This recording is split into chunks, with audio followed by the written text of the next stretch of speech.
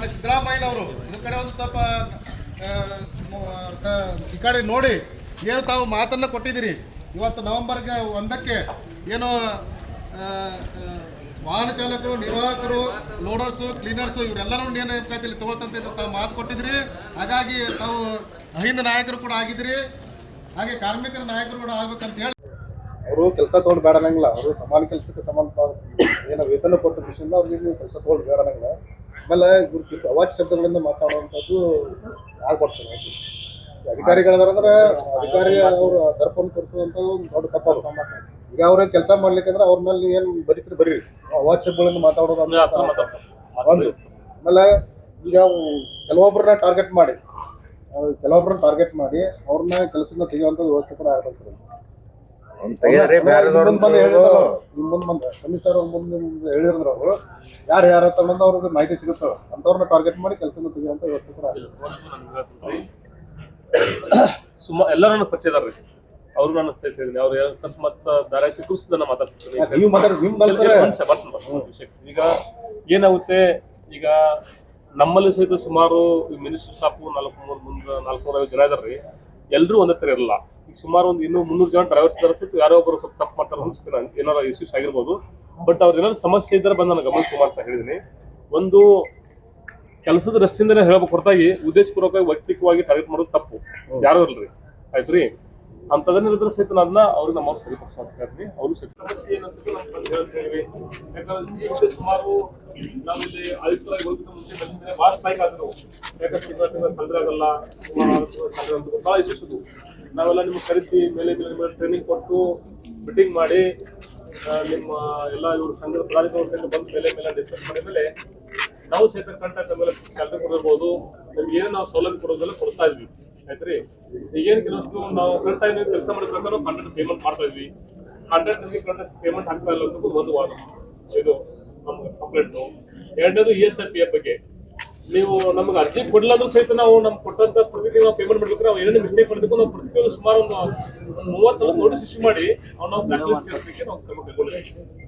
ಆ ಥರ ಇನ್ನೂ ಏನಾದ್ರು ಅಕಸ್ಮಾತ್ ಅವರು ಸೇರಿಸಿದ ಆಮೇಲೆ ಸದ್ಯಕ್ಕೆ ಹೈಕೋರ್ಟ್ ಸ್ಟೇ ಇದೆ, ಆಮೇಲೆ ಸ್ಟೇ ಆಗಿ ಡೈರೆಕ್ಷನ್ ಕೊಟ್ಟಿದ್ದಾರೆ. ಆ ಪ್ರಕಾರ ನಮಗೆ ಏನೇನು ಬಾಕಿ ಕೊಡ್ಬೇಕು ನಾವು ಬಾಕಿ ಕೊಡಿಸೋದು ಒಂದು ಪಾರ್ಟು. ಮತ್ತೆ ಹೊಸ ಟೆಂಡರ್ ಮಾಡಿ ತಮ್ಗೆ ಕೊಡ್ತಾ ಇದ್ವಿ. ಯೂನಿಫಾರ್ಮ್ಸ್ ಇರ್ಬೋದು, ನಿಮ್ಗೆ ESI ಕಾರ್ಡ್ ಇರ್ಬೋದು, ಆಮೇಲೆ PF ಕಾರ್ಡ್ ಕಟ್ಟೋದಿರ್ಬೋದು, ನಿಮ್ಗೆ ಏನೇನು ಸೌಲಭ್ಯ ಕೊಡ್ಬೇಕಲ್ಲ ಸಂಪೂರ್ಣ ಏನು ತಾವೇನು ಒಂದು ಲಿಖಿತವಾಗಿ ತಾವೇನು ಒಂದು ನಮ್ಗೆ ಬೇಡಿಕೆ ಲಿಸ್ಟ್ ಕೊಟ್ಟಿದ್ರಿ ಆ ಪ್ರಕಾರ ನಾವು ಅದನ್ನೆಲ್ಲ ನಿಮ್ಗೆ ನಮ್ಮ ಲೆವೆಲಲ್ಲಿ ಏನು ಕೊಡ್ಬೇಕಲ್ಲ ಅದೆಲ್ಲ ಕೊಡ್ಬೇಕು ವ್ಯವಸ್ಥೆ ಮಾಡ್ತೀವಿ. ಓಕೆ, ಆಮೇಲೆ ನಿಮ್ಗೂ ಸಹಿತ ಏನಾದ್ರು ಸಮಸ್ಯೆಗಳಿದ್ರೆ ಸಹಿತ ನಾನು ಹೇಳಿದ ಅವಾಗಲೇ ಸುಮಾರು ಜನ ಎಲ್ಲ ಸಾಕಷ್ಟು ಕೊಡ್ತಿದ್ರಿ. ಸ್ವಲ್ಪ ದಿನ ಇತ್ತೀಚೆಗೆ ಹೊಸದಾಗಿ ಜಾಯ್ನ್ ಆದವ್ರಿದ್ರಿ. ನಿಮ್ಗೆ ಏನಾದ್ರು ಅಕಸ್ಮಾತ್ ಸಮಸ್ಯೆ ಇದ್ರೆ ನಾವು ಸುಮಾರು ಮಧ್ಯಾಹ್ನ 3 ಗಂಟೆಗೆ ಬಂದು ಕೆಲಸ ಮುಗಿದ್ಮೇಲೆ ಅಟ್ಲೀಸ್ಟ್ ನಿಮ್ಗೆ ವೈಯಕ್ತಿಕವಾಗಿ ಏನಾದ್ರು ಸಮಸ್ಯೆ ಇದ್ರೆ, ಯಾಕಂದ್ರೆ ಒಬ್ಬರಿಗೆ ಅವರು ಗೊತ್ತಿರೋದು ನಮ್ಗೆ ಏನಾಗುತ್ತೆ ಗೊತ್ತಾಗಲ್ಲ. ಒಂದು ಕೆಲಸ ಟ್ರೈನಿಂಗ್ ಲೆವೆಲಲ್ಲಿ ಅಕಸ್ಮಾತ್ ನಮ್ಮ ಅಧಿಕಾರ ಸಿಬ್ಬಂದಿ ಮತ್ತೆ ನಿಮ್ಮಲ್ಲಿ ಸಣ್ಣ ಪುಟ್ಟ ಏನೋ ಸ್ವಲ್ಪ ಏನೋ ಸಿಟ್ಟು ಹೇಳ್ಬೇಕಾಗುತ್ತೆ. ಇದರ ಮೇಲೆ ನಮಗೆ ಬೈತಾರೆ, ನಾವು ಸ್ವಲ್ಪ ನಿಮ್ಗೆ ಹೇಳ್ಬೇಕಾಗುತ್ತೆ. ಅವೆಲ್ಲ ಕಾಮನ್ನು. ಬಟ್ ಇನ್ನೊಂದು ವೈಯಕ್ತಿಕವಾಗಿ ತಗೋದು ತಪ್ಪು. ನೀವು ಅದ್ರಾಯ್ತು ನಾವು ಅದ್ರ ವೈಯಕ್ತಿಕ ತಗೋಬಾರ್ದು. ಆಯ್ತ್ರಿ, ನಾವೆಲ್ಲರೂ ಕೂಡಿ ಮಾಡ್ತಾರೆ ಸಾರ್ವಜನಿಕ ಕೆಲಸ. ಆಯ್ತಾ, ನೀವೆಲ್ಲರೂ ಚೆನ್ನಾಗಿ ಕೆಲಸ ಮಾಡಿದ್ದಕ್ಕೂ ನಮ್ಮ ಸಿಟಿಗೆ ಒಂದು ಒಳ್ಳೆ ಹೆಸರಿದೆ. ಅದಕ್ಕಾಗಿ ನಿಮ್ಗೇನೋ ಸಮಸ್ಯೆ ಬಂದು ನಮ್ಗೆ ಹೇಳಿ. ಆಯ್ತಾ, ಥ್ಯಾಂಕ್ ಯು. ನಾವೆಲ್ಲ ಕೆಲಸಕ್ಕೆ ಜಾಯ್ನ್ ಆಗ್ರಿ. ಯಾಕಂದ್ರೆ ನಿಮ್ ಪರವಾನ ಭರವಸೆ ಕೊಟ್ಟಿದ್ದೀನಿ ಮೀಡಿಯಾ ಮುಂದೆ. ಅವರು ಸ್ಟ್ರೈಕ್ ಹಿಂತಕೊಂಡ್ರೆ ಇಲ್ಲ ಹಿಂತಕೋದ್ರಪ್ಪ ಇವತ್ತು ಕೆಲಸಕ್ಕೆ ಜಾಯ್ನ್ ಆಗ್ತಾ ಇದ್ದೀನಿ. ನೀವು ದಯವಿಟ್ಟು ಕೆಲಸಕ್ಕೆ ಜಾಯ್ನ್ ಆಗಿ ನಮ್ಮಿಂದ ಸಾರ್ವಜನಿಕ ತೊಂದರೆ ಆಗೋದು ಬೇಡ. Okay, thank you. ಪಾಲಿಕಾಲಿಂದ 1 ವರ್ಷದಿಂದ 2 ಸ್ಟ್ರೈಕ್ 3 ಸ್ಟ್ರೈಕ್ ಆಗೇ ಆಗ್ತಾವ. ಇದು ಪರ್ಮನೆಂಟ್ ಸೊಲ್ಯೂಷನ್ ಯಾವಾಗ ಬಂದು ಈ ರೀತಿ ಅವರು ಯಾವಾಗೂ ಈ ಥರ ಸಂಬಳ ಆಗಿಲ್ಲ ಅಂತಕೊಂಡು ಈ ಹಿಂದೆಲ್ಲ ಸ್ಟ್ರೈಕ್ ಮಾಡ್ತಾರೆ. ಬಟ್ ಸಂಬಳ ಆಗಿಲ್ಲ ಅಂತಕೊಂಡು ಅವ್ರು ಯಾವತ್ತೂ ಸ್ಟ್ರೈಕ್ ಮಾಡಿಲ್ಲ. ಈಗಲೂ ಸಹಿತ ಅವ್ರು ಬೇರೆ ಒಂದು ಕಾಂಟ್ರಾಕ್ಟ್ ಇಶ್ಯೂರಿಂದ ಏನೋ ಸ್ವಲ್ಪ ಅವ್ರು ESIPF ಸರಿಯಾಗಿ ಪೇಮೆಂಟ್ ಆಗ್ತಾ ಇಲ್ಲ, ಆಮೇಲೆ ಕಾಂಟ್ರಾಕ್ಟ್ ಸಂಬಳ ಕಡಿಮೆ ಆಗ್ತಾ ಇರ್ತಕೊಂಡು ಇದನ್ನು ಸ್ಟ್ರೈಕ್ ಮಾಡ್ತಾ ಇದ್ದಕ್ಕೂ ಮೊನ್ನೆ ನಮ್ಮವರು ಫ್ರೈಡೇ ಲೆಟರ್ ಕೊಟ್ಟಿದ್ರು. ಬಟ್ ಇದು ಬೆಳಗ್ಗೆ ಸಹಿತ ನಮ್ಮೆಲ್ಲ ಕಾರ್ಮಿಕರ ಡ್ರೈವರ್ಸ್ಗಳಿಗೆ, ಸೂಪರ್ವೈಸರ್ಸ್ಗೆ, ಹೆಲ್ಪರ್ಸ್ಗೆಲ್ಲ ಹೇಳಿದ್ದೀವಿ. ಅವ್ರು ಸ್ವಲ್ಪ ಕೆಲವಷ್ಟು ಬೇರೆ ಬೇಡಿಕೆಗಳು ನಮಗೂ ನೇರ ಪಾವತಿ ಆಗಬೇಕು ಅಂತಕೊಂಡು ಬೇಡಿಕೆ ಇದ್ದಾವೆ.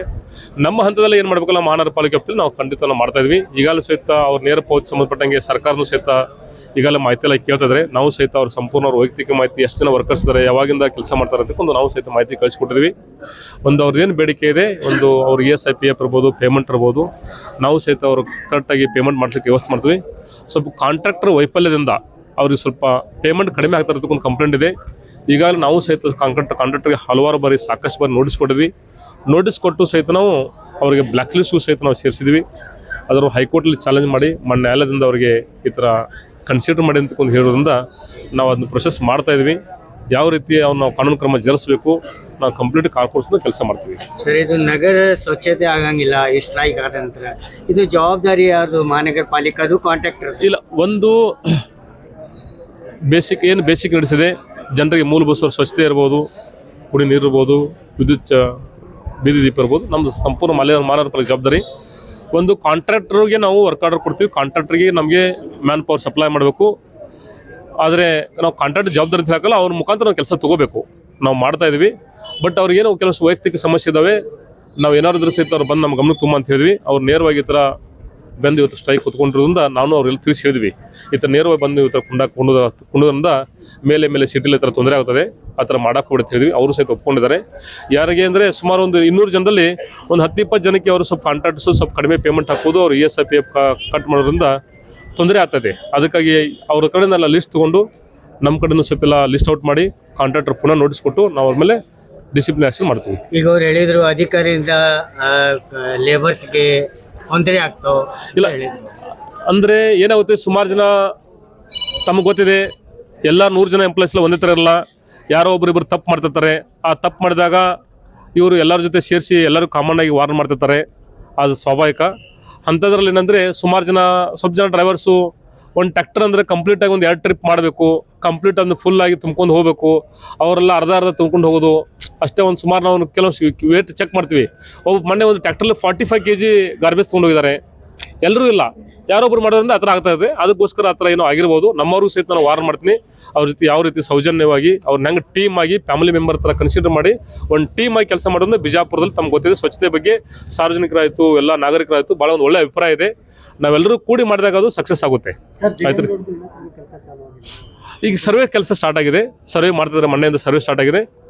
ಮೋಸ್ಟ್ಲಿ ಇನ್ನು 1 or 2 ಡೇಸಲ್ಲಿ ಸರ್ವೆ ಮುಗಿದ ತಕ್ಷಣ ಅದು ಅತಿಕ್ರಮ ತೆರವುಗೊಳಿಸಿ ಡಿಸ್ಟ್ರಿಕ್ಟ್ ಮಿನಿಸ್ಟರ್ ಸಾಹೇಬರು ಸಹಿತ ಅದನ್ನು ಕೂಡಲೇ ಭೂಮಿ ಪೂಜೆ ಮಾಡಿ ಕೆಲಸ ಸ್ಟಾರ್ಟ್ ಮಾಡ್ತಾ ಹೇಳಿದ್ದಾರೆ. ಇಲ್ಲ, ಸಕಾಫ್ ರೋಜಾದು ಸರ್ವೆ ಆಗಿದೆ. ಮೊನ್ನೆ ನಾವು ಅವ್ರಿಗೆ ನೋಟಿಸ್ ಕೊಟ್ಟು ಹಿಯರಿಂಗ್ ಮಾಡಿ ಆರ್ಡರ್ ಮಾಡಿದ್ವಿ. ಮೋಸ್ಟ್ಲಿ 1 or 2 ಡೇಸಲ್ಲಿ ನಾವು ಅದನ್ನ ಮೋಸ್ಟ್ಲಿ ಎನ್ಕ್ವೈರ್ಮೆಂಟ್ ರಿಮೂವ್ ಮಾಡ್ತೀವಿ ವೆರಿ ಸೂನ್. ಏನು ಇಶ್ಯೂ ಇಲ್ಲ. ಅಲ್ಲಿ ಜನರು ಸಹಿತ ಸಾಕಷ್ಟು ಸಹಕಾರ ಮಾಡಿ ಅವರೇ ಸ್ವಯಂ ಪ್ರೇರಿತ ತಗೊಂಡಿದ್ದಾರೆ. ಅಲ್ಲಿ ಮೆಂಬರ್ಸ್ ಇರ್ಬೋದು, ಎಲ್ಲರೂ ಸಹಕಾರ ಮಾಡಿದ್ದಾರೆ. ತಮಗೆಲ್ಲ ಗೊತ್ತಿದೆ, ಯಾಕೋ ತಾವು ಅಲ್ಲಿ ನಿವಾಸಿದ್ರಿ, ಭಾಳ ಸಹಕಾರ ಮಾಡಿದ್ದಾರೆ. ಅವ್ರ ಸಹಕಾರಕ್ಕೆ ನಾವು ಎಷ್ಟು ಧನ್ಯವಾದ ಕಡಿಮೆನೇ. ಈಗ ಏನು ಬಾಕಿ ಹೋದಂತ ಸುಮಾರು 10 ರಿಂದ 11 ಪ್ರಾಪರ್ಟೀಸ್ ಓನರ್ಸು ಯಾರು ತಗೊಂಡಿಲ್ಲ, ಅಂಥವ್ರು ಸಹಿತ ನಾವು mostly very soon notice issue ಮಾಡಿ ಅತಿಕ್ರಮ ತೆರವುಗೊಳಿಸ್ತೀವಿ. ಇದು ಸ್ಟ್ರೈಕ್ ಇವತ್ತು ಮುಗಿತು? ಇಲ್ಲ, ಅವ್ರು ನಮ್ಮ ಜೊತೆ ನಮ್ಮ ಅವರೆಲ್ಲ ಒಂಥರ ಭಾಳ ಒಳ್ಳೆ ಇವರು. ಯಾಕಂದ್ರೆ ನಾವು ಅವ್ರಿಗೆ ನಮ್ಮ ಇವರು ಸಿಬ್ಬಂದಿ ಬಗ್ಗೆ ಅಷ್ಟೇ ಇವರು ಕಡಿಮೆನೆ. ಯಾಕಂದ್ರೆ ಅವರೆಲ್ಲ ಹಗಲು ರಾತ್ರಿ ಕೆಲಸ ಮಾಡೋದು ತಮಗೆಲ್ಲ ಗೊತ್ತಿದೆ. ಮೊನ್ನೆ ವರ್ಷೋತ್ತನ ಟೈಮಲ್ಲಿ ಇರ್ಬೋದು, ಬೇರೆ ಟೈಮಲ್ಲಿ ಇರ್ಬೋದು. ಈ ಸಿಟಿಲ್ಲ ಕ್ಲೀನ್ ಆಗಲಿಕ್ಕೆ ಅವ್ರ ಕೊಡುಗೆ ಭಾಳ ಅಪಾರ ಇದೆ. ಯಾಕಂದ್ರೆ ಅವ್ರ ಬೇಡಿಕೆ ಅವ್ರಿಗೆ ಕೇಳೋದು ಸಹಜ. ಬಟ್ ಒಂದು ಕಮ್ಯುನಿಕೇಷನ್ ಗ್ಯಾಪ್ ಆಗಿ ಅವ್ರು ಇವತ್ತು ಕುತ್ಕೊಂಡ್ರೆ ಹೊರತಾಗಿ ಅವ್ರು ಕುಂಡವರಲ್ಲ. ಮೋಸ್ಟ್ಲಿ ಮತ್ತೆ ಅವ್ರ ಕೆಲಸಕ್ಕೆ ಜಾಯ್ನ್ ಆಗ್ತಾರೆ. Thank you. ನಾಳೆನೇ ಜಾಯ್ನ್ ಆಗ್ತಾರೆ? ಇವತ್ತೇ ಜಾಯ್ನ್ ಆಗ್ತಾರೆ. Thank you. ನಾವು ಭರವಸೆ ಕೊಡ್ತೀವಿ. ಇಂದು ಮಹಾನಗರ ಪಾಲಿಕೆಯ ಮುಂಭಾಗದಲ್ಲಿ ಒಂದು ಪ್ರತಿಭಟನೆ ಹಮ್ಮಿಕೊಳ್ಳಲಾಗಿತ್ತು. ಉದ್ದೇಶ ಏನಪ್ಪಾ ಅಂತಂದ್ರೆ, ಗುತ್ತಿಗೆದಾರರು ಈ ಏನು ವಾಹನ ಚಾಲಕರು, ನಿರ್ವಾಹಕರು, ಲೋಡರ್ಸು, ಕ್ಲೀನರ್ಸ್ಗಳನ್ನು 4-6 ತಿಂಗಳಾದರೂ ಪೇಮೆಂಟ್ಗಳನ್ನು ಮಾಡಿಲ್ಲ. ಮತ್ತು ESIPFಗಳನ್ನು ತಿಂಗಳ ಕಟ್ಟಬೇಕಂತ ಮೊನ್ನೆ ಜಿಲ್ಲಾಧಿಕಾರಿಗಳ ಡೈರೆಕ್ಷನು ಇದೆ. ಅದು ಅಂದರೆ ESIPF ಕಟ್ಟಲಾರ್ದೇ ಪೇಮೆಂಟ್ ಮಾಡೋಕ್ಕೆ ಸಾಧ್ಯನೇ ಇಲ್ಲ. ಹಾಗಾಗಿ ಇವರು ESIPF ಕಟ್ಟದೇ ಪೇಮೆಂಟ್ ಮಾಡ್ತಾ ಇದ್ದಾರೆ. ಒಂದು ಆಮೇಲೆ ಏನು ಈ ಲೇಬರ್ಗಳದಾರ, ಲೇಬರ್ಗಳಿಗೆ ಅವಾಚ್ಯ ಶಬ್ದಗಳನ್ನು ಮಾತನಾಡಿ ಅವರನ್ನು ಬೈಯೋದಾಗಲಿ ಮತ್ತು ಆ ಕೆಲಸದಿಂದ ತೆಗೆದುಹಾಕುವಂಥ ವ್ಯವಸ್ಥೆ ಕೂಡ ಇಲ್ಲಿ ಆಗ್ತಾ ಇದೆ. ಹಾಗಾಗಿ ಇಬ್ಬರು ರಫೀಕ್ ಬಳಗಾರ ಮತ್ತು ಸಂಜೀವ್ ಅತ್ನಿ ಮತ್ತು ಇನ್ನೊಬ್ಬರು ಒಂದು 3-4 ಜನ ಅವರು ಅಧಿಕಾರಿಗಳು ಏನು ಮಾಡ್ತಾರೆ, ತಮ್ಮ ದರ್ಪವನ್ನು ತೋರ್ತಾ ಇದ್ದಾರೆ ಲೇಬರ್ಸ್ಗಳ ಮೇಲೆ. ಅದಕ್ಕೆ ನಮ್ಮದು ಖಂಡನೆ ಇದೆ. ಹಾಗಾಗಿ ಲೇಬರ್ಗಳು ತಮ್ಮ ಮಕ್ಕಳಂತೆ ನೋಡ್ಕೋಬೇಕು. ಅವರು ಮುಂಜಾನೆ 6 ಗಂಟೆಗೆ ತಮ್ಮ ಎಲ್ಲ ಜನರ ಮಕ್ಕಳನ್ನ ಎಲ್ಲರನ್ನ ಬಿಟ್ಟು ಕಿಶನ್ಗೆ ಬಂದು ನಗರವನ್ನು ಸ್ವಚ್ಛವಾಗಿಡ್ತಾರೆ. ಇವತ್ತು ವಿಜಯಪುರ ಜಿಲ್ಲೆಗೆ ಒಂದು ಸ್ವಚ್ಛವಾದ ನಗರ ದೇಶದಿಂದ ಕರೆಸ್ಕೋಬೇಕಾದ್ರೆ ಇವರೆಲ್ಲ ಸಾಕಷ್ಟು ಪಾತ್ರ ಇವ್ರದಿದೆ. ಈಗ ಲೋಡರ್ಸು, ಕ್ಲೀನರ್ಸು, ಸ್ವಚ್ಛತೆಗಾರರು ಇವರು ಸ್ವಚ್ಛತೆ ಮಾಡಿ ಹೋದ್ರೆ ಬಿಜಾಪುರ ಗಬ್ಬೆದ್ ನಾರ್ತದ. ಇವತ್ತು ಪ್ರವಾಸಿ ಸ್ಥಾನವಾಗಿದೆ. ಇವತ್ತು ಬಿಜಾಪುರದಲ್ಲಿ ಸ್ವಚ್ಛವಾದ ಗಾಳಿ ಸಿಗ್ತೈತಪ್ಪ ಅಂತಂದ್ರೆ ನಂಬರ್ 2 ಸ್ಥಾನ ಐತೆ. ಅದು ಕಾರಣೀಭೂತರೆಲ್ಲ ಇವರೇ ಇರ್ತಾರೆ.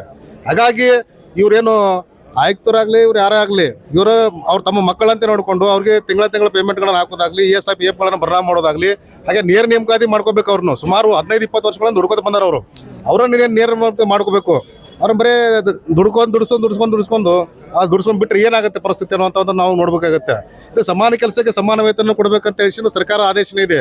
ಅಂದ್ರೆ ಸಮಾನ ಕೆಲಸಕ್ಕೆ ಸಮಾನ ವೇತನ ಸಿಗ್ತಾ ಇದೆ ಅನ್ನೋ ಪ್ರಶ್ನೆ ನಾವು ಮಾಡ್ಬೇಕಾಗತ್ತಿಲ್ಲ. ಕಾಂಟ್ರಾಕ್ಟ್ ಬೇಸಿಸ್ ಮೇಲೆ ಕಾಂಟ್ರಾಕ್ಟ್ ಥ್ರೂ ಬಂದಿರ್ತೀರಲ್ಲ? ಅಲ್ಲಲ್ಲ, ಕಾಂಟ್ರಾಕ್ಟ್ ಥ್ರೂ ಬಂದಿರ್ತೀವಿ. ಆದ್ರೆ ಕಾಂಟ್ರಾಕ್ಟ್ ಬೇಸ್ ಮೇಲೆ ಬಂದಿರ್ತೀವಿ. ಆದ್ರೆ ಸುಮಾರು ವರ್ಷಗಳಿಂದ ಅಂದ್ರೆ 10 ವರ್ಷ ಆದ್ರೆ ನಾವು ನೇರ ನೇಮಕಾತಿ ಮಾಡ್ಬೇಕಂತ ಆದೇಶ ಇದೆ. ಸುಮಾರು 3 ವರ್ಷ ಕೆಲಸ ಮಾಡಿದ್ರೆ 4ನೇ ವರ್ಷಕ್ಕೆ ಅಥವಾ 5ನೇ ವರ್ಷಕ್ಕೆ ನೇರ ನೇಮಕಾತಿ ತಗೋಬೇಕು, ನೇರ ಪಾವತಿಯಲ್ಲಿ ಅವ್ರನ್ನ ತಗೋಬೇಕಂತ ಆದೇಶ ಇದೆ. ಇವ್ರು ಎಲ್ಲಿ ತಗೊಂಡ್ತಾ ಇದಾರೆ? ಸುಮಾರು 15 ವರ್ಷ ಆಯ್ತು. ಅದನ್ನ ನಾವು ಪ್ರಶ್ನೆ ಮಾಡ್ತಾ ಇದೀವಿ ಇವತ್ತು ನಾವು. ಈ ಕಮಿಷನರ್ ಅವರು ಹೇಳಿದ್ರೆ ಏನ ಅದು ನೀವು ಅದಕ್ಕೆ ಒಪ್ತೀರಾ?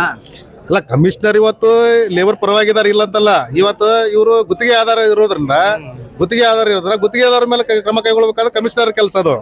ಇವತ್ತು ಕಮಿಷನರ್ ಏನ್ ಮಾಡ್ಬೇಕಂದ್ರೆ ಕಪ್ಪ ಪಟ್ಟಿಯಲ್ಲಿ ಸೇರಿಸಿ ಅವ್ರಿಗೆ ಒಂದು ನೀವು ಇಂಥ ತಿಂಗಳ ನೀವು ಪೇಮೆಂಟ್ ಕೊಡಬೇಕು, ESIPF ಕಟ್ಟಬೇಕು, ಇಲ್ಲಾಂದ್ರೆ ನಿಮ್ಮನ್ನ ಮುಂದಿನ ಇದರಲ್ಲಿ ನಿಮ್ಗೆ ಗುತ್ತಿಗೆ ನಾವು ನೀಡಲ್ಲ ಅನ್ನೋಂಥ ಇದನ್ನ ಭರವಸೆ ಕೊಡ್ಬೇಕಾಗುತ್ತೆ. ಇಲ್ಲ, ಅವ್ರು ಹೇಳಿದ್ರು, ಕಮಿಷನರ್ ಅವ್ರು ಹೇಳಿದ್ರು ಗುತ್ತಿಗೆದವ್ರಿಗೆ ನಾವು ಬ್ಲಾಕ್ ಲಿಸ್ಟ್ ಒಳಗೆ ಸೇರ್ತೀವಿ. ಅವರು ಹೈಕೋರ್ಟ್ಲಿಂದ ಆರ್ಡರ್ ತಗೊಂಡ್ ಬಂದು ಮಾಡ್ಲಕತ್ತ ಕಂಟಿನ್ಯೂ. ಮತ್ತೆ ಈಗ ಹೈಕೋರ್ಟ್ಗೆ ಇವರು ಬ್ಲಾಕ್ ಲಿಸ್ಟ್ ಹಾಕಿದ್ರು, ಅವ್ರು ಹೈಕೋರ್ಟ್ ಹೋದ್ರು ಅಂದ್ರೆ ಅದ್ರ ಸಫರ್ ಆಗಾರ ಅವರು ಏನೋ ತೊಟ್ಲತ್ತುಗಲ್ಲಿ ಮಗುವಿನ ಬಡವ ಅನ್ನುವಂತ ಒಂದು ವಿಚಾರ ಆಗ್ಬಿಡುತ್ತಿಲ್ಲಿ. ಈಗ ಅವ್ರವ್ರ ವಿಚಾರದಲ್ಲಿ ನಾವು ತಿಂಗಳ ಪೇಮೆಂಟ್ ಕಟ್ಟಲಿಲ್ಲ ಅಂದ್ರೆ ಇವರು ಮನಿ ಬಾಡಿಗೆ ಏನ್ ಕಟ್ಬೇಕು? ನಾವು ಮಕ್ಕಳ ವಿದ್ಯಾಭ್ಯಾಸಕ್ಕೆ ಏನ್ ಮಾಡ್ಬೇಕು? ತಂದೆ ತಾಯಿ ಇದು ವೃದ್ಧರಾಗಿರ್ತಾರೆ, ಅವ್ರಿಗೆ ಔಷಧಗಳನ್ನ ಕೊಡಿಸ್ಬೇಕಲ್ಲ. ಅವ್ರೇನ್ ಮಾಡ್ಬೇಕು ಲೇಬರ್ಗಳು? ಇವತ್ತಿನ ಮತ್ತೆ ಪುರಾಣ ಕೆಲಸ ಇವತ್ತು ನಾವು ಈ ಪ್ರತಿಭಟನೆ ಹಿಂದ್ ತಗೊಳ್ತೀವಿ. ಅಕಸ್ಮಾತ್ ಇದೇ ಮುಂದುವರೆದ್ರೆ ಇದು ಶಾಂತ ರೀತಿಯಿಂದ ಪ್ರತಿಭಟನೆ ಇದು. ಅಕಸ್ಮಾತ್ ಒಂದ್ ತಿಂಗಳ ಗಡುವು ಇರುತ್ತೆ, ಒಂದ್ ಗಡುವು ಮೀರಿದ್ರು ಸಹ ಏನಾದ್ರೂ ಇದೆ ಮುಂದುವರಿತ ಉಗ್ರವಾದ ಪ್ರತಿಭಟನೆ ಆಗತ್ತೆ. ಸಂಜು ಕಂಬಾಗಿ. ಇವತ್ತು ಮಹಾನಗರ ಪಾಲಿಕೆ ಭಾಗದಲ್ಲಿ ನಮ್ಮೆಲ್ಲ ಕಾರ್ಮಿಕರು ಸತ್ಯಾಗ್ರಹ ಹೂಡಿದ್ದಾರೆ. ಮಹಾನಗರ ಪಾಲಿಕೆಯವರು, ಸಂಘದವರು ಎಲ್ಲರೂ ಕೂಡ ಅವ್ರಿಗೆ ಮನವಿ ಮಾಡಿದ್ದೀವಿ. ಮತ್ತು ಅವರು ಏನು ಸಮಸ್ಯೆಗಳದಾವ, ಬೇಡಿಕೆಗಳದಾವ ಈಡೇರಬೇಕಂತ ಅವರು ಸ್ಪಷ್ಟವಾಗಿ ಹೇಳಿದ್ದಾರೆ. ಜೊತೆಯಾಗಿ ಮತ್ತು ಹೊರಗುತ್ತಿಗೆದಾರರನ್ನು ನೇರ ಪಾವತಿ ಮಾಡಿ ನಮಗಂತ ಒಂದು ಅವ್ರಿಗೆ ಈ ವಾದ ಅದ. ಅದು ಒಳ್ಳೆಯ ವಿಚಾರ, ಸುಮಾರು ದಿನಗಳಿಂದ ನಡೆದದ. ಹೀಗಾಗಿ ನಾವು ಸರ್ಕಾರಕ್ಕೂ ಆಗ್ರಹ ಮಾಡಿದ್ದೀವಿ. ಆಮೇಲೆ ಕೆಲವೊಬ್ಬರು ಗುತ್ತಿಗೆದಾರ ಏನು ಮಾಡ್ತಾರೆ, ತಮ್ಮ ಅನುಕೂಲಕ್ಕೆ ತಮ್ಮ ಲಾಭಕ್ಕಾಗಿ ಮಾತ್ರ ಗುತ್ತಿಗೆ ಹಿಡಿಯೋದಾರೆ. ಅದರಿಂದ ನಮ್ಮ ಮಹಾನಗರ ಪಾಲಿಕೆ ಕೆಟ್ಟ ಹೆಸರು ಬೀಳಾಕತ್ತದ. ಜೊತೆಯಾಗಿ ಅವರಿಗೆ ಅನ್ಯಾಯ ಆಗ್ತದೆ. ಅದು ನಾವು ಮೊನ್ನೆ ಒಂದು ಚರ್ಚೆ ಮಾಡಿದೆವು. ಅವ್ರು PF ESI ಸರಿಯಾಗಿ ಕಟ್ತಾ ಇಲ್ಲ, ಅದರಿಂದ ಪಗಾರು ಕಟ್ ಮಾಡಿ ಕೊಡೋದು. ಏನು ಪಗಾರ 16-17 ಸಾವಿರ ಕೊಡಬೇಕಾದಂಥ ಪಗಾರ 12 ಸಾವಿರ ಕೊಟ್ಟೆ, 13 ಸಾವಿರ ಕೊಟ್ಟೆ. ಆಮ್ಯಾಗ ಪಗಾರ ಕೊಡುವ ಸರಿಯಾದ ಸಮಯ ಕೊಡೋಂಗಿಲ್ಲ. ಇವೆಲ್ಲ ಒಂದಲ್ಲ 10 ಹಲವಾರು ಸಮಸ್ಯೆಗಳು ಗುತ್ತಿಗೆದಾರ ಅದಾವ. ಅಂಥವ್ರನ್ನ ಬ್ಲ್ಯಾಕ್ ಲಿಸ್ಟ್ ಹಾಕ್ಲಾಕ ನಾವು ಆಯುಕ್ತರಿಗೆ ಈಗಾಗಲೇ ಮನವಿ ಮಾಡಿದೆವು. ಪೂಜ್ಯ ಮಹಾಪೌರರು ಎಲ್ಲ ಕಾರ್ಪೊರೇಟರ್ಗಳು ಸಹಿತ ನಾವು ಸೇರಿ ಒಂದು ಸಭೆ ಮಾಡಿವಿ. ಯಾಕೆ ಈ ರೀತಿ ಆದ್ರೆ ಭಾಳ ತೊಂದರೆ ಆಗ್ತದೆ. ನಗರ ಸ್ವಚ್ಛ ಇಡೋರೇ ಅವರೇ ಬೆಳಗ್ಗೆ 6ರಿಂದ ಸಾಯಂಕಾಲ ಕೆಲಸ ಮಾಡ್ತಾರಲ್ಲ. ಒಂದು ಎರಡನೇದ್ದು, ಈ ರೀತಿ ಗುತ್ತಿಗೆದಾರ ತಪ್ಪು ಮಾಡೋದಕ್ಕೆ ನಾವ್ಯಾಕೆ ಕೆಟ್ಟ ಹೆಸರು ತರಬೇಕು? ಆ ಕಾರಣ ಆ ಗುತ್ತಿಗೆದಾರ ರದ್ದು ಮಾಡಿರಿ. ಒಳ್ಳೆ ಗುತ್ತಿಗೆದಾರ PF ಸರಿಯಾಗಿ ಕೊಡೋರು ಇದ್ದರೆ ESI ಮಾಡಿರಿ. ಇಲ್ಲಿಗೆ ನೇರ ಪಾವತಿ ಮಾಡುವಂಥ ವ್ಯವಸ್ಥೆ ಮಾಡಿರಿ ಅಂತ ನಾವು ಹೇಳಿದೆವು. ನಾವು ಈ ಸಲ ಬರುವಂಥ ಸಭೆಯಲ್ಲಿ ಅದೊಂದು ನಿರ್ಣಯ ತೊಗೊಂಡು ಅವ್ರು ನ್ಯಾಯಯುತವಾಗಿ ಅನುಕೂಲ ಆಗುವಂಥ ಎಲ್ಲ ಕೆಲಸಗಳನ್ನು ನಿರ್ಧಾರ ಮಾಡ್ತೀವಿ. ಮತ್ತು ಇನ್ನೊಂದು, ಕೆಲವೊಬ್ಬರು ನಾವು ನೋಡಿದ್ದೀವಿ, ಕೆಲಸ ಮಾಡೋರು 90% ಒಳ್ಳೆಯವರು ಇದ್ದಾರೆ. ಇನ್ನು ಕೆಲವೊಂದಿಷ್ಟು ಜನ ಮಿಸ್ಯೂಸ್ ಮಾಡತ್ತಾರೆ. ಸುಮ್ಮನೆ ಸಮುದಾಯ ಹಂಗೈತಿ ಹಿಂಗೈತಿ ಅದು ಮಾಡಿ ಇಲ್ಲ. ಕೆಲಸ ಮಾಡ್ದಾಗ ವೈಯಕ್ತಿಕ ಕೆಲಸ ಯಾರು ಮಾಡ್ತಾ ಇಲ್ಲ. ಪಗಾರಕ್ಕೆ ನಿಮಗೆ ಅನ್ಯಾಯ ಆಗ್ತದೆ, ಅದಕ್ಕೆ ನಾವು ನಿಮ್ಮ ಜೊತೆ ಇರ್ತೀವಿ. ಕೆಲಸ ಮಾಡುವಾಗ ಸರಿಯಾದ ಟೈಮ್ಗೆ ಬರ್ರಿ. ಆಮ್ಯಾಗ ಅಧಿಕಾರಿಗಳು ಚಂದ ಸ್ಪಂದಿಸ್ರಿ. ಆಮೇಲೆ ನಿಮಗೆ ಸಮಸ್ಯೆ ಇದ್ರೆ ನಮ್ಮ ಸಂಬಂಧಪಟ್ಟ ಕಾರ್ಪೊರೇಟ್ರು, ಎಲ್ಲ ಕಾರ್ಪೊರೇಟ್ರು ಈ ಪಕ್ಷಾತೀತ ಯಾವ ಕಾರ್ಪೊರೇಟ್ರು ನಿಮ್ಮ ಮನೆಗೆ ಹೋದ್ರು ಫೋನ್ ಮಾಡಿದ್ರು ನಿಮ್ಮ ಕಷ್ಟಕ್ಕೆ ಓಡಿ ಬರ್ತೀವಿ. ನಿಮ್ಗೆ ನಾವು ಜೊತೆ ಇರ್ತೀವಿ. ಹೀಗಾಗಿ ಕೆಲವರು ಮಿಸ್ಯೂಸ್ ಮಾಡ್ಕೋಬೇಡ ನಾವು ವಿನಂತಿ ಮಾಡ್ತೀವಿ. ಆಮೇಲೆ ಉಳಿದು 90% ಎಲ್ಲ ಪಾಪ ನಿಜವಾಗಿ ಹೇಳ್ತೀನಿ, ಕಸ ಹೊಡ್ಕೊಂಡು ಡ್ರೈವರು, ಆಮೇಲೆ ಸ್ವೀಪರ್ಸು, ಆಮ್ಯಾಗ ಕೆಲವೊಂದು ರಾಡಿಂಗ್ ಕೆಲಸ ಮಾಡೋರು, UGD ಇಷ್ಟು ಒಳ್ಳೆ ಕೆಲಸ ಮಾಡ್ತಾರಲ್ಲ. ನಾವು ಒಂದು ಎಮರ್ಜೆನ್ಸಿ ರಾತ್ರಿ 8ಕ್ಕೆ ಫೋನ್ ಮಾಡೋದು ಬರ್ತಾರೆ. ಅವ್ರಿಗೆ ನಾವು ವಿಶೇಷ ನಮ್ಮ ವಿಜಯಪುರ ನಗರ ಜನತೆಯ ಪರವಾಗಿ ಹೃತ್ಪೂರ್ವಕ ಕೃತಜ್ಞತೆ ಮತ್ತು ಅಭಿನಂದನೆ ಸಲ್ಲಿಸ್ತೇವೆ. ಈ ರೀತಿ ಕೆಲಸ ಮಾಡೋರು ಎಲ್ಲಿ ಬಹುತೇಕ ಬೇರೆ ಯಾವ ಜಿಲ್ಲೆಯಲ್ಲಿ ಮಹಾನಗರ ಪಾಲಿಕೆ ಇರ್ಲಾಕಿಲ್ಲ. ಅಷ್ಟೊಂದು ಅತ್ಯಂತ ಗೌರವಯುತವಾಗಿ ಕೆಲಸ ಮಾಡ್ತಾರೆ. ಅವ್ರ ಬಗ್ಗೆ ನಮ್ಗೆ ಭಾಳ ಅಭಿಮಾನ ಅದ. ನಾವು ಎಲ್ಲರೂ ಸಿಕ್ಕಾಗ ಅವ್ರನ್ನ ಎಷ್ಟು ಪ್ರೀತಿಯಿಂದ ಮಾತಾಡ್ತೇವೆ ಅಂದ್ರೆ ನಮ್ಮ ಮನೆಯವರು ಅನ್ನೋಂಥ ಭಾವನೆಯನ್ನು ಮಾತಾಡ್ತೇವೆ ನಾವು ಇನ್ನು ಪ್ರೆಸ್ ಮೀಡಿಯಾದಲ್ಲಿ ಹೇಳ್ತಾ ಇಲ್ಲ. ನೀವು ಯಾರ್ಯಾರು ಕರೆದು ಕೇಳ್ಬೇಕು, ನೀವು ಏನೇ ಕಷ್ಟ ಐತೇನೋ, ಏನೈತಿ, ಆರಾಮಿಲ್ಲೇನೋ, ಅಥವಾ ನಿಮ್ಮ ಮಕ್ಳು ಏನು ಓದ್ತಾರ, ಚಲೋ ನೀವು ಓದಿಸ್ರಿ, ನಿಮ್ಗೆ ಏನು ಸಮಸ್ಯೆ ಇದ್ರೆ ಹಾಸ್ಪಿಟ್ಲ್ ಹೇಳ್ರಿ, ನಾವು ಶಾಸಕರ ಗಮನ ತರ್ತೀವಿ. ಇಷ್ಟೆಲ್ಲ ಅವ್ರ ಜೊತೆ ಪ್ರೀತಿಯಿಂದ ಅದೇವಿ. ನಾವು ಇಷ್ಟೇ ಆಗ್ರಹ ಮಾಡ್ತೀವಿ, ಈ ಹೊರಗುತ್ತಿದಾರದ ಏನು ದಬ್ಬಾಳಿಕೆ ಬಂದಾಗಲಿ ನೇರ ಪಾವತಿ ಆಗಲಿ, ಅವ್ರಿಗೆ ESIPF ಸರಿಯಾಗಿ ಸಿಗಲಿ ಅಂತ ನಾವು ಸಹಿತ ಆಗ್ರಹ ಮಾಡ್ತೀವಿ. ಸರ್, ಮಹಾನಗರ ಪಾಲಿಕೆಯಿಂದ ನೇರವಾಗಿ ಕಾಂಟ್ರಾಕ್ಟ್ ಬೇಸಿಸ್ ಮೇಲೆ ತಗೊಳ್ಳೋದು ಪ್ರೊವಿಷನ್ ಅದಾವ ಇಲ್ಲ? ಕೆಲವೊಂದು ರದ್ದು ಮಾಡಿ, ಕೆಲವೊಂದು ಸರ್ಕಾರ ಮಟ್ಟದಲ್ಲಿ ಇರುವುದರಿಂದ ಸರ್ಕಾರವು ಮನಸ್ಸು ಮಾಡಬೇಕು. ನಾವೀಗ ಮತ್ತೆ ಬೇರೆ ರೂಪ ಹೋಗ್ತದೆ ನಾವು ಮಾತಾಡಿದ್ರೆ. ಸರ್ಕಾರಗಳು ಏನೇನು ಕೆಲಸ ಮಾಡೋದ್ರ ಮೇಲೆ ಗೊತ್ತದ. ಯಾರಿಗೆ ನಿಜವಾಗಿ ಸೌಲಭ್ಯ ಸಿಗಬೇಕು ಯಾರಿಗೆ ನ್ಯಾಯ ಗೊತ್ತೋ ಅನುಕೂಲ ಮಾಡಬೇಕು ಅದನ್ನ ಮಾಡಂಗಿಲ್ಲ ಅವರು ತಮ್ಮ ಅಧಿಕಾರಕ್ಕೆ. ಇಲ್ಲಿ ಸರ್ಕಾರ ಮಟ್ಟದಾಗ ಐತಿ, ನಮ್ಮ ಮಟ್ಟದಾಗಿಲ್ಲ ಅದು. ಸರ್ಕಾರ ಮಾಡ್ಬೇಕು. ನಾವ್ ಈಗ ಮಾಡಿ ಕಳಿಸ್ತೇವೆ ಒಂದು ಠರಾವ್, ನಮ್ಮ ಮೀಟಿಂಗ್ ಠರಾವ್ ಮಾಡಿ ಕಳಿಸ್ತೇವೆ. ಈ ರೀತಿ ಇವರಿಗೆ ಕೆಲಸ ಮಾಡೋದು ಅನ್ಯಾಯ ಆಗತ್ತದ, ನೀವು ಅದನ್ನ ನಮಗೆ ಅನುಕೂಲ ಮಾಡಕ್ಕೆ ಅನುವು ಮಾಡಿಕೊಡೋದು ಹೇಳ್ತೀವಿ. ಅವ್ರು ಸರ್ಕಾರ ಮಟ್ಟನಾಗ ಕ್ಯಾಬಿನೆಟ್ ಮೀಟಿಂಗ್ನಾಗ ಪಾಸ್ ಆಗ್ಬೇಕಂತ ನಾವು ಆಗ್ರಹ ಮಾಡ್ತೀವಿ, ಅದನ್ನ ಆಶಿಸ್ತೀವಿ.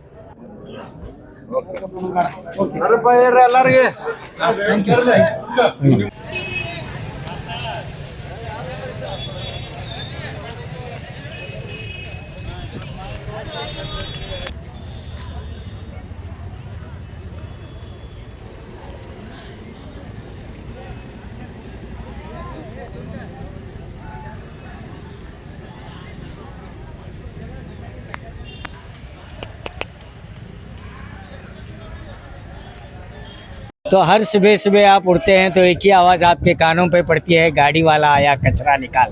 लेकिन आज न तो कचरा निकला है न तो गाड़ी वाला आया है, क्योंकि महानगर पालिका में जो है ये जो कॉन्ट्रैक्ट बेसिस वाहन और ड्राइवर का आज स्ट्राइक चला हुआ था। और बीजापुर में आज सब महानगर पालिका के मेन गेट के सामने स्ट्राइक में, लेकिन कमिश्नर महानगर पालिका के कमिश्नर आके उन्होंने जो आश्वासन दिया, जो भी डिमांड्स हैं उनके, पीएफ हो, ESI कार्ड हो, और इसके अलावा अधिकारियों से जो लेबर को जो काम लेना है और लेबर पर जो आरोप लगा रहे हैं कि उन्हें जो है अवाची शब्द में बात करते हैं, ये तमाम चीज़ों को उन्होंने स्टडी करके, और यहाँ पर जो स्ट्राइक बैठे हुए थे जो सफाई कर्मचारी वाहन, सफाई कर्मचारी गाड़ी और इसके अलावा जो ड्राइवर्स, तो उन्होंने जो है 1 महीने का अल्टीमेटम दिया है लेबर्स ने, वाहन चालक ने।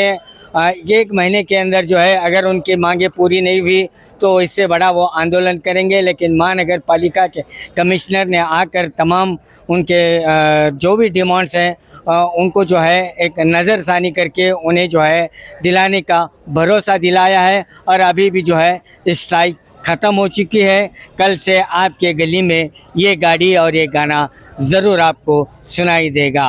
तो अब देखना बाकी है कि 1 महीने के अंदर महानगर पालिका के कमिश्नर और जो कॉन्ट्रैक्टर्स हैं, जो कॉन्ट्रैक्ट जो थ्रू जो लेबर्स आते हैं, जो कॉन्ट्रैक्टर हैं, उनके तरफ भी जो है बहुत से खामियां हैं, उसको भी दूर करने का उन्होंने जो है भरोसा दिलाया है। अब देखना बाकी है कि ये भरोसा पूरा होता है या ये सफाई कर्मचारी, वाहन चालक या ड्राइवर फिर से हड़ताल करते हैं, अभी ये देखना भी बाकी है। कैमरामैन सुफियान के साथ मैं Khurshid Alam, B news nation, Bijapur.